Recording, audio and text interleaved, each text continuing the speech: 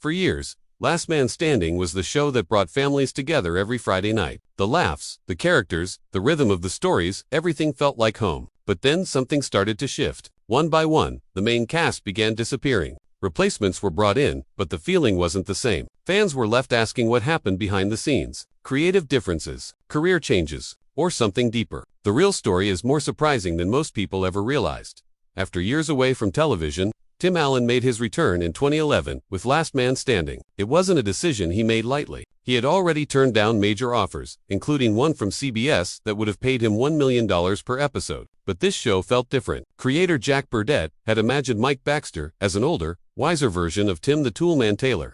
At first, Allen rejected the role 3 times, thinking it was too similar to his old character. What finally changed his mind was the deal he was offered. He wouldn't just star, he would also be an executive producer, with real influence over the show's direction. That creative control would later shape the show's political tone in significant ways. ABC believed in the series from the start. They wanted it to be a modern echo of All in the Family, with a conservative father whose opinions were constantly challenged by the people around him. They pushed it into a difficult Friday night slot, hoping Tim Allen's fanbase would follow. And they did. When the series premiered in October 2011, 13.2 million people tuned in, ABC's biggest comedy debut in years. Even in its first season, the show dominated its time slot, especially among viewers aged 18 to 49.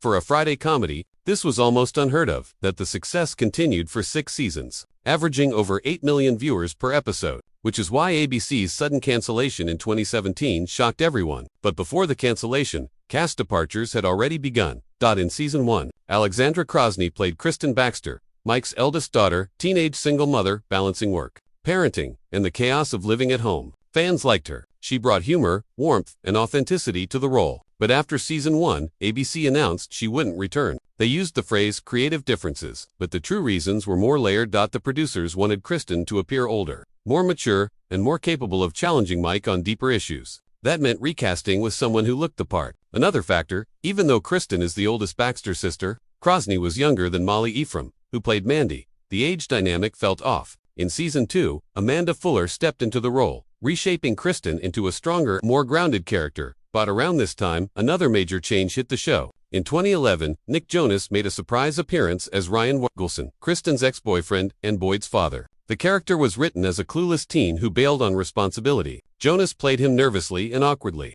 which fit the role but didn't go much deeper. When Tim Doyle became showrunner in Season 2, he wanted Ryan to become more than a one-note deadbeat dad. He planned to turn Ryan into a thoughtful, opinionated character who could push back against Mike's worldview. To make that happen, they recast him to. In 2012, Jordan Masterson took over. His version of Ryan was smarter, more outspoken, and more grounded. He brought ideological conflicts to the show, debating politics, parenting, and values with Mike Baxter. Over time, Ryan evolved from a scared teen to a business owner running his own cannabis company, Best Buds. Ironically, his success made him more like the capitalists he once mocked, something the show had fun with. Then came 2017. Fans were stunned when ABC canceled Last Man Standing. It was one of the network's strongest shows with more than 8 million weekly viewers. The timing raised eyebrows too. Just 2 months earlier, Tim Allen had joked on Jimmy Kimmel Live that being conservative in Hollywood felt like living in 1930s Germany. Many wondered if that comment played a role.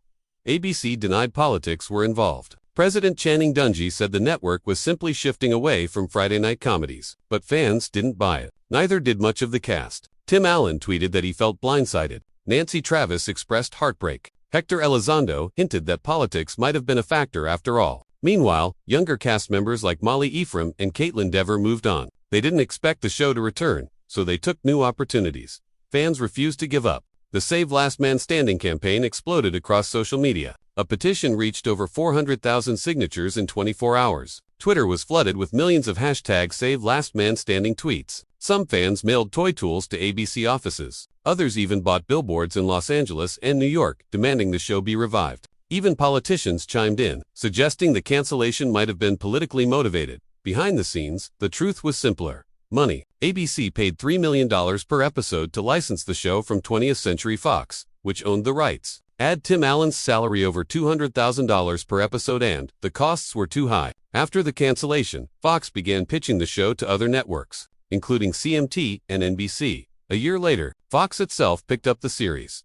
On May 11, 2018, Fox officially announced the revival. Fans celebrated, but challenges were far from over. Production was on a tight schedule. They needed new scripts in just 15 weeks and rebuilt the Baxter House set from scratch. Each episode now cost $1.1 million, higher than before. Tim Allen's salary rose to $235,000 per episode. To cover costs, Fox sold streaming rights to Hulu and CMT. Despite the pressure, the revival's premiere brought in nearly 8 million viewers. The audience was still there, but casting changes became a major hurdle. Molly Ephraim, who played Mandy for 6 seasons, had already moved on. She booked new roles and couldn't break her commitments. The producers didn't want a look-alike, they wanted someone who could make the character fresh. They chose Molly McCook. She didn't resemble Ephraim, but instead of hiding the change, the show joked about it. Fans weren't happy at first, launching the hashtag #NotMyMandy. But McCook focused on Mandy's passion for fashion and her dreams of becoming a designer. Over time, her emotional scenes with Tim Allen won viewers over.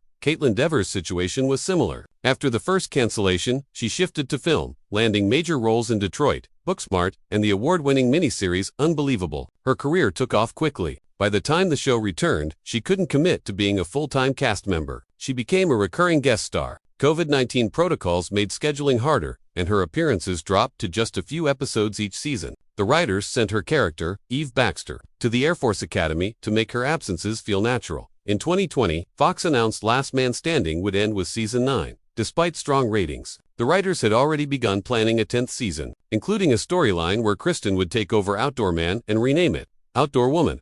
They also wanted to bring back popular guest stars to wrap up long-running threads.